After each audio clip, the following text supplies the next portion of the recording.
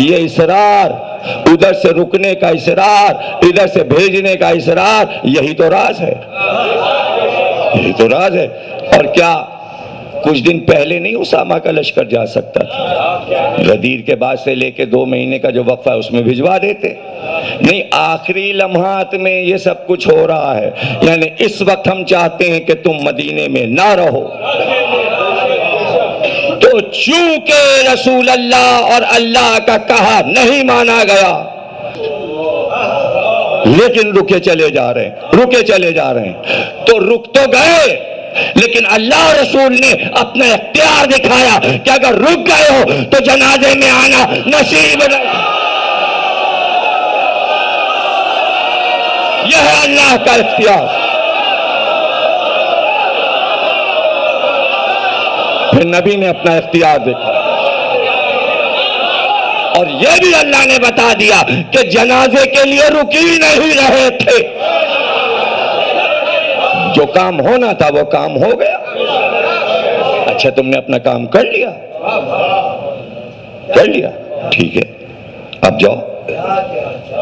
اب ہم تمہیں یہ نہیں کریں گے کہ تم نے جو ارادہ کیا ہے وہ تم سے چھین لیں،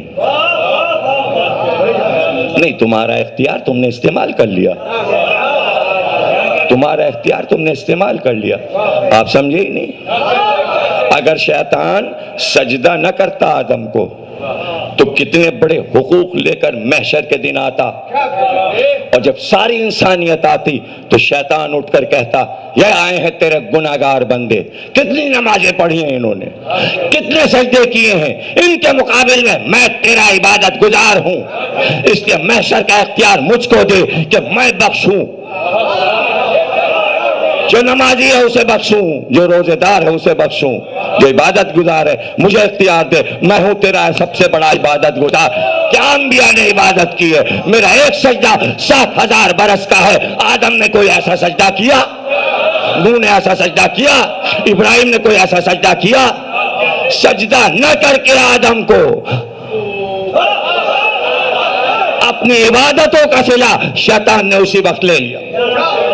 جلدی پڑی تھی اس کو، اس نے کہا میں تو نافرمان ہو گیا، وہ میرا سارا جو محنتیں ہیں بیکار ہوئی جا رہی ہیں، تو جلدی سے کہا مجھے عمر دے، میرے سجدوں کا اور میری عبادتوں کا صلہ دے۔ اللہ نے کہا مانگ، دینے والا ہو ایسا۔ نافرمانی کے بعد، نافرمانی کے بعد، نافرمانی کے بعد مانگ، کیا مانگتا ہے؟ کہا عمر چاہیے، لے وقت معلوم تک کی عمر، اور کیا چاہیے؟ زمین پہ اقتدار چاہیے، چھپ چھپ کر بہکاؤں لوگوں کو اور لوگ مجھے دیکھ نہ سکیں، جا یہ سلطنت بھی تجھے دے دی، تیرا اختیار ہے زمینوں پر اور انسانوں پر، اور کیا چاہیے؟ وہ مانگتا گیا، وہ دیتا گیا، کہ اب تیرا وہ سارا سرمایہ ختم ہو گیا نا نمازوں اور عبادتوں کا، اب محشر میں تو نہیں بول سکتا، تو نے بدلہ لے لیا، تو نے صلہ لے لیا، اب جو کچھ کیا ہے لا الہ کے بعد اختیار ختم ہو گیا۔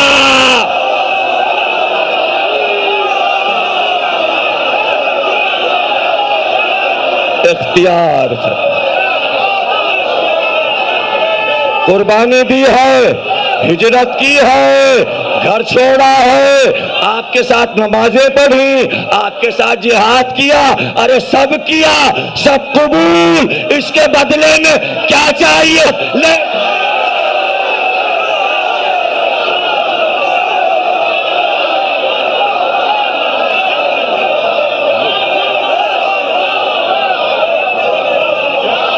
مل گیا، صلہ مل گیا۔ اب جو محشر میں آئے تو کورے، اب کہی نہیں سکتے نمازیں پڑھی تھیں، تیرے حبیب کے ساتھ جہاد کیا تھا، اب کیا ہوا؟ اب جو آئے اللہ نے فرشتوں سے کہا بھگاؤ، صلہ لے چکے، آج محشر کے دن ان کا کوئی حق نہیں ہے، نکالو، چلو جاؤ۔ اب نبی کہہ رہے ہیں میرے، کہ نہیں تمہارے بعد۔ یہ سرکار نے یہ کیوں کہا؟ میرے پیارے ہیں،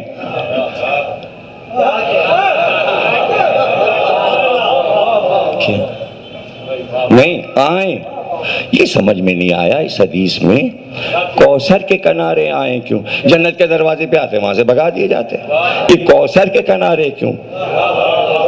کوثر کے پاس آنا ضروری ہے، ماں قریب آنا ہے حوض کوثر کے قریب، پھر وہاں سے بھگائے جائیں کیوں؟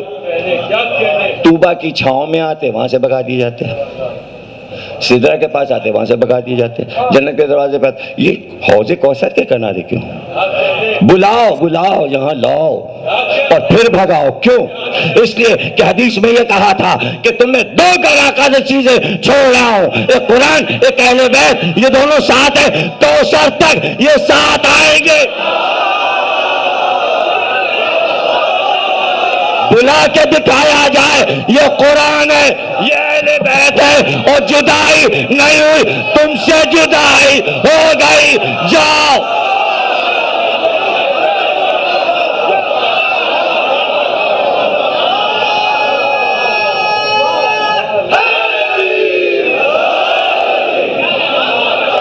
یہ ہے دونوں، دکھا دیا جائے کہ دیکھو جدا نہیں ہوئے، اور کوثر تک دونوں آ گئے، دیکھ لیا۔ یہ ہے قرآن، یہ ہے اہل بیت۔ اور حدیث یہ ہے کہ قرآن پھر کاغذ کا نہیں آئے گا، یہ کوئی چھپا ہوا پریس کا قرآن نہیں آئے گا، اہل بیت کے ساتھ قرآن مجسم اپنی شکل میں آ جائے گا۔ کہتے ہیں خوبصورت جوان حسین جو غیب میں ہے وہ ہے قرآن، اور وہ آئے گا، نبی کہیں گے یہ ہے قرآن، یہ ہے اہل بیت، اور یہ ہے ہمارا دربار، آج ہم ہیں بادشاہ، یہ ہے میرے اہل بیت، یہ کھڑے ہیں اہل بیت، اور یہ سامنے ہے قرآن۔ ہاں جب جشن ہوتا ہے اور بادشاہی کا اعلان ہوتا ہے اور اللہ پکار کر کہے گا آج بادشاہی کس کی ہے، اور جب بادشاہی کا اعلان ہوگا تو ولی عہد بھی ساتھ ہے، ورثہ بھی ساتھ ہے، اور ایسے میں قرآن سامنے آئے گا۔ یہ اس لیے ہوتا ہے کہ جب بڑا جشن ہوتا ہے اور اس میں کوئی بڑا اعلان ہونے والا ہوتا ہے، اور جب جشن منتا ہے تو پھر شاعر آتا ہے اور آ کے کہتا ہے سرکار قصیدہ کہہ کے لایا ہوں اس مبارک موقع کے لیے۔ اب وہ منقبت کی محفلیں ہو چکی، شعراء پڑھ چکے، انیس پڑھ چکے، دبیر پڑھ چکے، دربار لگ چکے، عشق و تعشق پڑھ چکے، جوش پڑھ چکے، سب اپنے اپنے دور میں قصیدہ خوانی کر چکے، دربار نبی لگ چکا۔ یہ آخری دربار ہے کہ کائنات کو دکھایا جائے تو کائنات کا سب سے بڑا مداح آئے کہ جو اس خاندان کی مدح کرے، اس لیے قرآن کو بلایا گیا کوثر کے کنارے، اور جب وہ آ جائے تو کہے گا یہ ہے دربار، پھر وہ قصیدہ شروع کرے گا اِنَّا آتَيْنَا الْكَوْثَرَ فَصَلِّ لِرَبِّكَ وَانْحَرْ۔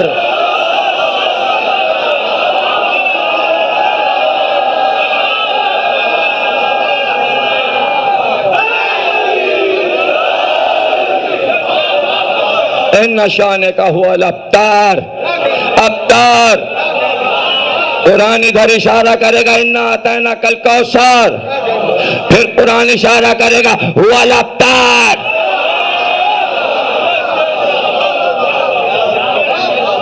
اس لیے قرآن آئے گا، شان رسالت میں قصیدہ پڑھے گا۔ اتنی سی باتیں اگر سب سمجھ لیں تو بات سمجھ میں آ جائے۔ اور پھر ہم تو ایک بات یہ کہتے ہیں، بہت ہی اچھی اور خوبصورت سی بات یہ ہے کہ دیکھیں آدمی سامنے ہو تو ذرا سا آنکھیں ملاتے شرمندگی ہوتی ہے، اب کیا کریں کہ ان کی طرف سے نظریں کیسے پھیریں۔ آج 1400 برس گزر چکے ہیں، ہم کو دنیا یہ بتا دے کہ محمد اور آل محمد بھی موجود ہیں، ان کا ذکر ہے۔ اب وہ ہستیاں نہ رہیں کہ جو وظیفے دیں، بادشاہ نہ رہے۔ ایک بات یہ بھی طے ہے کہ تمام بادشاہ جتنے گزرے ہیں اسلام کے، کسی نے امت سے یہ وعدہ نہیں کیا کہ اگر ہم کو برا کہو گے تو ہم تمہیں جہنم میں ڈال دیں گے، اس لیے کہ اختیار ان کا ہے ہی نہیں، تو اب ان سے ڈرنا کیا ہاں انہوں نے کہا ہے کہ جنت ہم دیں گے، بخشش ہم کرائیں گے، ان سے ڈرو، نام جپنے کی وجہ بتا دیجیے۔ ایک ہی بات سمجھ میں آتی ہے کہ آپ کو اہل بیت سے ضد ہے، اس لیے آپ اہل بیت کے غیر کو مشہور کرنا چاہتے ہیں، عزت دینا چاہتے ہیں۔ وجہ؟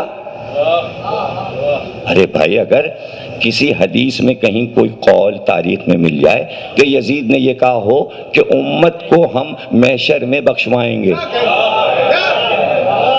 تم ہماری تعریفیں کرتے رہنا ہمارے مرنے کے بعد بھی، ہم اللہ سے کہہ کے تمہیں جنت میں بھجوائیں گے۔ ہے کوئی ایسی روایت؟ جب نہیں ہے تو اب اس کو بچا کے رضی اللہ کر کے فائدہ؟ دو پیسے کا بھی فائدہ نہیں ہے یزید کی تعریف کرنے کا۔ عجاب رہ گیا یہ کہ بھئی آئیڈیالوجی ہے کہ یزید کو بچا کے اچھا ثابت کر کے ایک فائدہ ہے۔ کیا فائدہ؟ پچھلے سال بھی کہہ چکا، فائدہ نہ خود ان کو بچا کے فائدہ، نہ ابا کو بچا کے فائدہ، نہ دادا ابا کو بچا کے فائدہ۔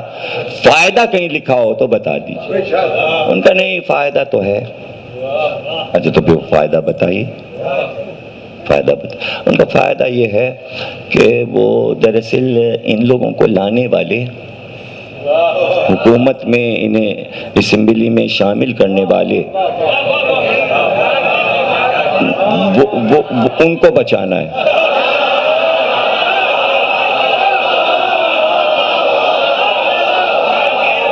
اچھا اب یہ بتا دیجئے ان کو کیوں بچانا ہے؟ اب یہ بتا دیجئے ان کو بچانے کا فائدہ۔ دیکھیے آپ نادانی کی باتیں مت کیجئے، ان کو بچانا اس لیے ضروری ہے کہ اسلامی حکومت کا کانسٹیٹیوشن دیا ہے انہوں نے، تو اسلامی آئین کو بچانے کے لیے ان کو بچانا ہے۔ اچھا ٹھیک، اسلامی آئین بچ جائے، اب یہاں سے چلیں یزید بچ گیا، اچھا بچ گیا، اس آئین کو بچانے کا فائدہ؟ اب یہاں پہ تو رک جائیے بابا، کہیں تو رکیے۔ چلیے آئین بچ گیا، جو انہوں نے آئین دیا وہ بچ گیا، بچ گیا، ایک نظام بچ گیا، اچھا بچ گیا، فائدہ؟ کتنے ملک ہیں آپ کے پاس اسلامی؟ 53 میں کہاں یہ آئین رائج ہے؟ بچانے کا فائدہ؟ ارے جو ابھی بھٹو نے بنایا تھا 73 میں، اس کے جان کے لالے پڑے کہ بچے کہ نہ بچے، آپ اس کی بات کر رہے ہیں۔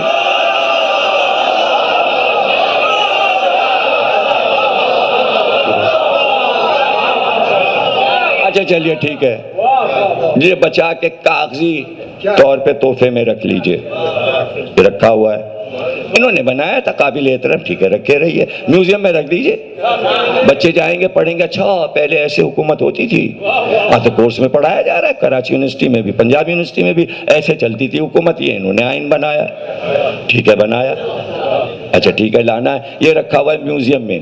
ارے کراچی یونیورسٹی کا ہی میوزیم صحیح، کہیں تو رکھا ہوا ہے، یہ رکھا ہوا ہے، 14 سال گزر گئے رکھا ہوا ہے، ہم دیکھ رہے ہیں۔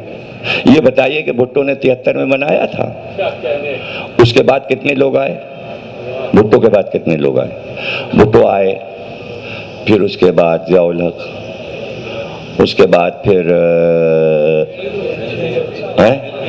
ہاں پھر وہ آئے، پھر نواز شریف، پھر بے نظیر، پھر نواز شریف، بیچ میں غلام اسحاق، پھر اس کے بعد مشرف نے کس سے حکومت لی تھی؟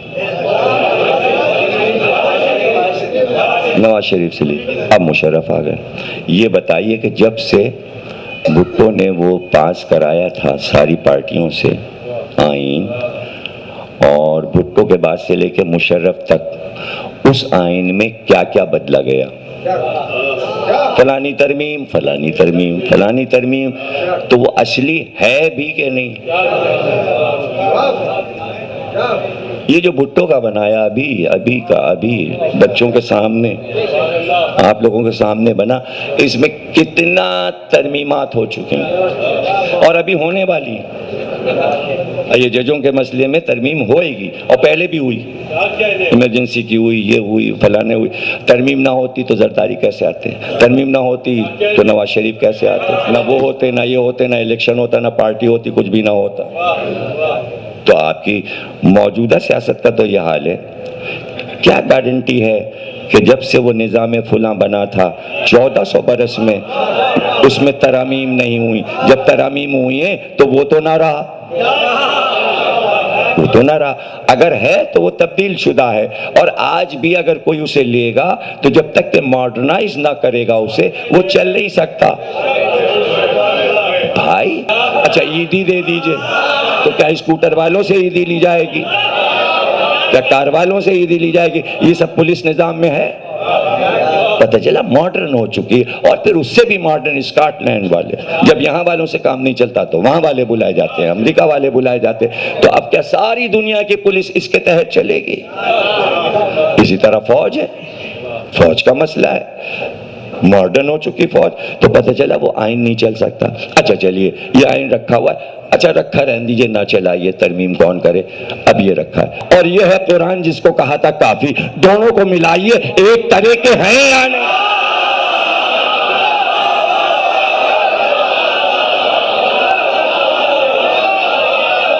یہ زمین و آسمان کا فرق کیسے ہو گیا؟ قرآن کچھ کہہ رہا ہے، ان کا آئین کچھ کہہ رہا ہے، قرآن کچھ کہہ رہا ہے، ان کا آئین کچھ کہہ رہا ہے. تو بھائی کافی کی پیالی کہاں ہے؟ ہوتی تو وہی پی لیتے. سر میں ہو گیا درد، نظام ہی نہیں سمجھ میں آ رہا ہے، کچھ بھی سمجھ میں نہیں.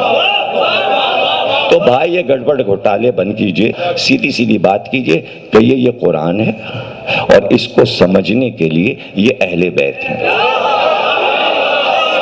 اور دعویٰ ہے میرا کہ کوئی امت کا آدمی قرآن نہیں سمجھا سکتا آج 1400 برس کے بعد. وہی سمجھائے گا جس کے سمجھ میں قرآن آیا ہو. اور یہاں یہ عالم ہے، ملا جامی نے بھی لکھا، سب نے لکھا، بڑے بڑے لوگوں نے لکھا کہ رکعت میں پیر علی نے رکھا، اور ابھی دوسری طرف پیر رکھا نہیں تھا، قرآن ختم ہو گیا.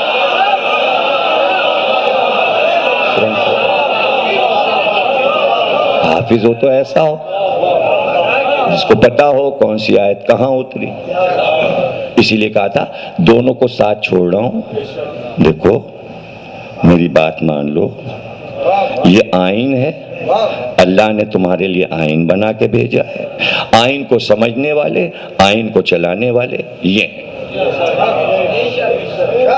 اور اس میں گڑبڑ نہ کرو. کہتے ہیں علی چلاتے تلوار، بھی کیوں چلاتے؟ اختیار دے دیا، اب تم چلا لو، اب تم چلا لو، اور جتنی حسرتیں ہو سکے نکالو. ہم بھی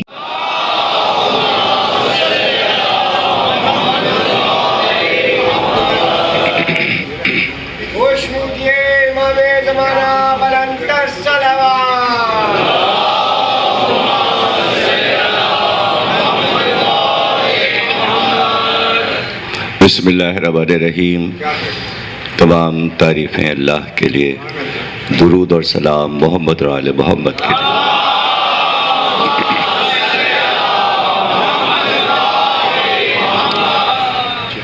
حضرت رسول خدا کے آخری لمحات کے موضوع پر اس منزل تک ہم آ گئے. دراصل یہ کل موضوع جو ہے وہ 5 دنوں پر مشتمل ہے. یہ 5 دن جو بیان کیے جاتے ہیں وہ 24 صفر بروز جمعرات، 24 صفر جمعرات، 25 صفر جمعہ، اور 26 صفر ہفتہ، اور 27 اتوار، اور 28 صفر پیر کا روز. 28 کو آپ کی وفات ہے، پیر کا دن ہے،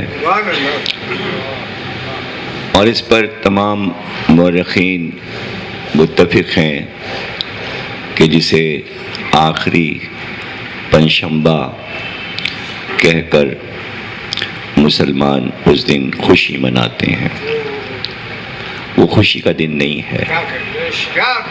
وہ جمعرات جو سرکار کی آخری جمعرات ہے، وہ خوشی کا دن نہیں ہے۔ وہی دن ہے کہ جس دن آپ نے قلم اور کاغذ مانگا۔ 24 صفر جمعرات، جس دن آپ نے قلم اور کاغذ طلب کیا۔ اس لیے ابن عباس ہمیشہ روتے رہے کہ ہائے پنجشنبہ، ہائے وہ پنجشنبہ، کہ جس دن اسلام میں اختلاف پیدا ہو گیا قلم اور کاغذ کے طلب کرنے کی وجہ سے، مسلمان کئی گروہوں میں بٹ گئے۔ یہ حدیث مستند ہے جمعرات کی۔ اب یہ آخری لمحات جو کچھ بھی ہوا وہ ان 5 دنوں میں ہوا۔ اگر ہم موضوع کو طویل کرتے تو غدیر کے بعد 2 مہینے اور یہ 8 دن کا موضوع رکھتے تو وہ بہت طویل موضوع ہو جاتا، اس لیے کہ غدیر کے واقعے کے بعد جب آپ حج آخر سے واپس آئے تو 1 مہینے تک آپ نے حضرت ام سلمہ کے گھر میں قیام کیا، اور 1 مہینے تک حضرت ام سلمہ کے گھر سے آپ باہر نہیں نکلے۔ بعد میں 1 مہینے کے بعد تقریباً مدینے میں فساد شروع ہو گیا، اور یہ فساد اندرونی گھریلو تھا، اور پھیلتے پھیلتے وہ ایک پوری امت میں خلفشار شروع ہو گیا۔ ظاہر ہے کہ ہم سرکار کی زندگی کو اسوہ حسنہ کہتے ہیں، اور ان کی ظہور پرنور کی خوشیوں میں جشن مناتے ہیں۔ شیعہ سنی سب اس کو خوشی قرار دیتے ہیں، لیکن وفات پر خاموشی اس لیے ہے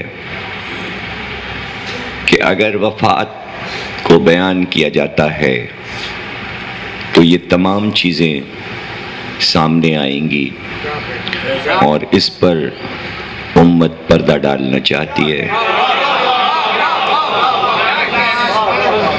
لیکن میں سوچنے پر مجبور ہوں کہ اس عظیم ہستی کے یہ چند دن کیوں نہیں تبصرے میں آتے، اور پھر اگر اختلاف ہے ان 5 دنوں کے واقعات میں تو وہی بیان کرو،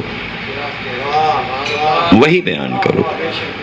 لیکن مجبوری یہ ہے کہ واقعات تو ایک ہی ہیں، نہ انہیں بدلا جا سکتا ہے، نہ نئی روایتیں لائی جا سکتی ہیں، اور وہ اتنی مشہور ہو چکی ہیں روایتیں کہ سب کو لکھنا پڑا ہے۔ تو اس سے بہتر یہ سمجھا گیا کہ پھر ہم یوم وفات منائیں گے ہی نہیں۔ پاکستان بننے سے پہلے تک چلیے یہ تھا کہ 12 وفات کی چھٹی ہوتی تھی اور اسے 12 وفات کہتے تھے۔ پاکستان بننے کے بعد لفظ 12 وفات غائب ہو گیا، اور اب صرف ایک لفظ رہ گیا ہے، عید میلاد النبی۔ سوال یہ ہے کہ وفات کی تاریخ کو ولادت کی تاریخ میں جو کنورٹ کیا گیا ہے، اس کی وجہ کیا ہے؟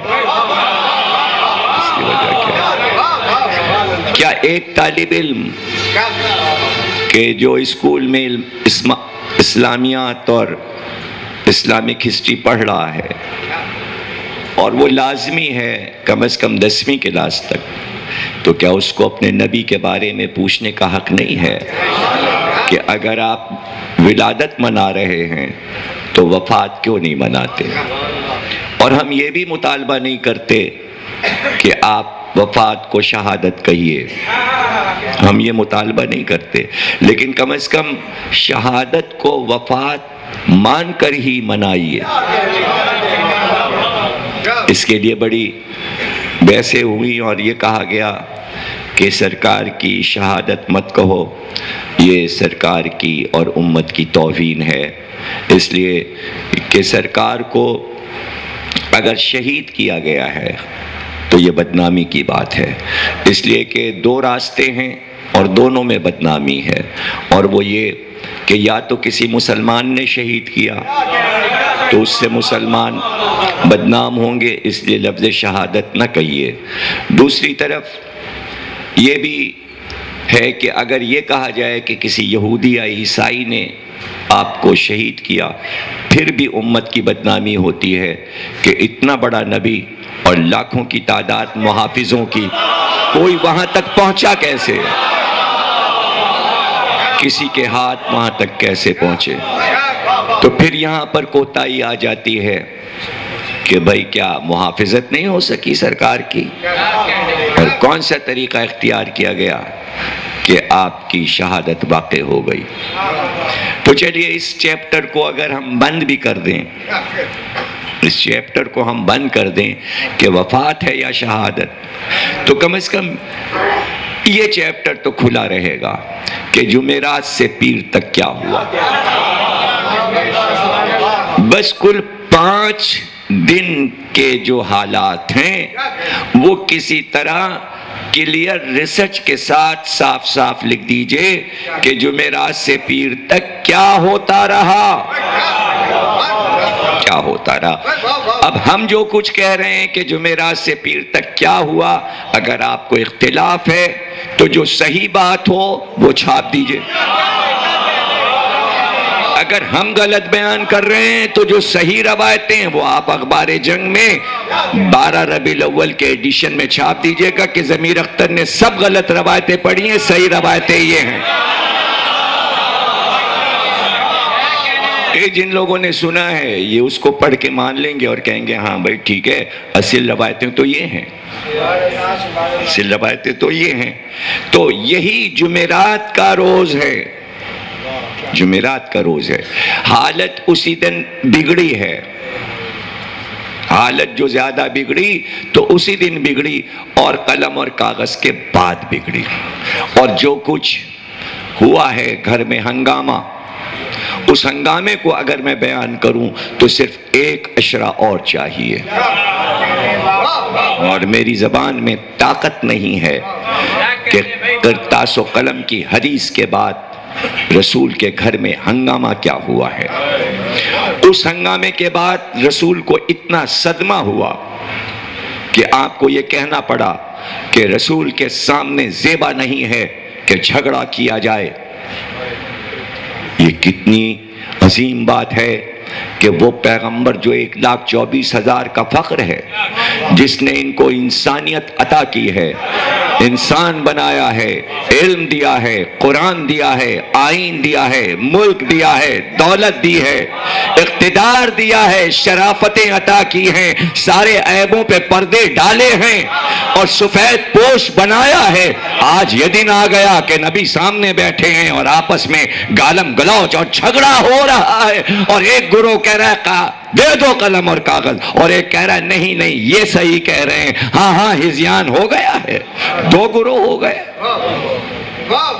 انکار کر دو، بخاری میں کہو، مسلم میں کہو، احمد بن حنبل نے کیوں لکھا ان لوگوں نے، اور کہو کہ یہ سب غلط ہے۔ نہیں، ایسا نہیں ہوا۔ اس صدمے سے آپ بے ہوش ہو گئے۔ بے ہوشی جو طاری ہوئی تو جمعرات، جمعہ، ہفتہ اور اتوار جو صدمات گزرے ہیں اور بیچ بیچ میں ہوش میں آئے ہیں، صرف اتنا سنا رہے ہیں ہم۔ ہاں، پیر کا دن صبح اٹھ کر آپ نے سر میں کنگھی کی، جس دن سے طبیعت خراب تھی، پہلا دن تھا کہ جس دن سر میں کنگھی کی، آنکھ میں سرما لگایا، اس دن آپ نے منہ ہاتھ دھویا، کپڑے بدلے اور صبح کو آ کے ممبر پہ بیٹھے اور خطبہ دیا، اور اس خطبے میں آپ نے اعلان کیا، میں پھر تم سے کہتا ہوں کہ میں تم میں 2 گرا قدر چیزیں چھوڑ دوں۔ دیکھو گمراہ نہ ہو جانا، قرآن اور اہل بیت، اور دیکھو میرے اہل بیت کو کبھی سکھانے کی کوشش نہ کرنا، ہمارے اہل بیت کو کبھی مشورہ نہ دینا، یہ جو کچھ کہیں اس بات کو مان لینا، اس میں دنیاوی بھی اور آخرت کی تمہارے لیے کامیابی ہے، اور اگر تم نے ان کے خلاف کیا تو پھر ایسے گمراہ ہو جاؤ گے کہ قیامت تک تمہیں راہ ہدایت نہیں ملے گی۔ اور یہ میرا وصی ہے، یہ میرا جانشین ہے، یہ علی میرا خلیفہ ہے، اور یہ جو کچھ کہے یہ تمہیں ہمیشہ صحیح بات بتائے گا اور تمہیں صحیح راہ پہ لے جائے گا۔ میں نے اس کو وصیت کر دی ہے، میں نے اپنا گھوڑا، اپنا اونٹ، اپنا خچر، اپنا نیزہ، اپنی تلوار، اپنا بستر، اپنا امامہ، اپنی ابا، اپنی قبا سب اس کو دے دی ہے، اور یہ میں اپنی انگوٹھی جو ہے وہ بھی اس کے ہاتھ میں پہناتا ہوں۔ علی اٹھو اور یہ سب لے جاؤ اور اپنے گھر پہ لے جا کے رکھو، تم میرے وارث ہو، وصی ہو، وصیت تمہیں کرتا ہوں، اور وصیت یہ ہے میرا قرض ادا کر دینا، اگر میں قرض دار ہوں تو میرا قرض ادا کر دینا۔ وہی وصی ہوتا ہے جو قرض ادا کرے، اور صرف تم حجرے میں آنا، یہ مجمع میں وصیت کی ہے، گھر کی بات نہیں ہے، صرف تم حجرے میں آنا اور غسل تم دینا، کفن تم پہنانا، قبر میں تم اتارنا، اور اگر کوئی حجرے میں آیا اور شاید تمہیں ضرورت پڑے کہ غسل دینے میں کوئی پانی ڈالے تو پھر اس کی آنکھ پر پٹی باندھ دینا، اور میں اجازت دیتا ہوں اپنے چچا زاد بھائی فضل بن عباس کو کہ صرف یہ پانی ڈالیں اور غسل تم کراؤ گے، لیکن ان کی آنکھ پہ پٹی باندھ دینا، اگر میری جسم پر ان کی نظر پڑ گئی تو یہ اندھے ہو جائیں گے، میرا جسم یا علی صرف تم دیکھ سکتے ہو، کوئی مسلمان اگر دیکھے گا تو آنکھ کی بینائی چلی جائے گی۔ مجمع میں اعلان کیا ہے، وصی بنایا ہے علی کو، اور جب جنازہ تیار ہو جائے تو علی سب سے پہلے تم نماز پڑھاؤ گے، لیکن جس وقت تم نماز پڑھانے کے لیے جنازے پر میرے کھڑے ہوگے تو کچھ دیر کے لیے رک کر نماز پڑھانا، اس لیے کہ پہلے اللہ میرے جنازے پہ نماز پڑھائے گا، پھر تم، پہلے اللہ نماز پڑھے گا، اللہ کسی کی نماز نہیں پڑھتا، پہلی بات تاریخ میں لکھا گیا کہ اللہ نماز پڑھے گا اور وہ نبی کی نماز ہوگی، تو نبی اللہ کی نماز پڑھتا تھا، اللہ نے ایک بار نبی کی نماز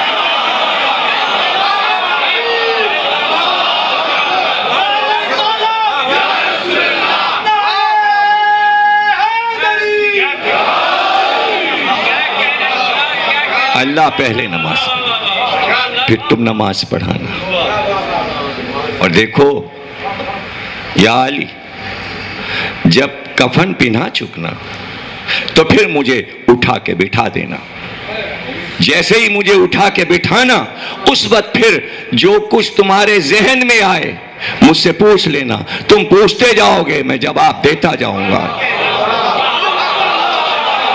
یہ کیوں؟ اس لیے کہ علی بعد میں بٹھا دینا، کفن پہنا کر، غسل دے کر، تاکہ قیامت تک کے لیے طے ہو جائے کہ حیات نبی ہے، مردہ نہیں ہے۔